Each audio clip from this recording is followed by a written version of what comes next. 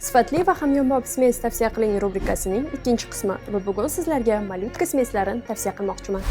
Malyutka smesi boshqa premium smeslarga qaraganda narxi ancha hamyonbop hisoblanadi. Undan tashqari, tarkibida bola o'sishi va rivojlanishi uchun vitaminlar, misol uchun vitamin D, kalsiy va temir kabi vitaminlar bilan boyitilgan, bolaning immunitetini mustahkamlaydi. Malyutka smesi oqartirilgan sigir suti va oson hazm bo'ladigan laktoza bilan tayyorlangan. Kundalik ovqatlantirish uchun juda ham qulay formula hisoblanadi. Shuni unutmaslik kerakki, har bir bolaning organizmi individual hisoblanadi. Agar bolada maxsus muammo bo'lmasa, ya'ni allergiya, tez-tez qusish yoki ich muammolari kuzatilmasa, malyutka smesi yaxshi variant hisoblanadi hamda ko'pchilik bolalarda oson hazm bo'ladi va bola uzoqroq vaqt to'q yurishiga yordam beradi. Videoni esa sifatli hamda hamyonbop smes izlab yurgan tanishingizga yuborib qo'ying.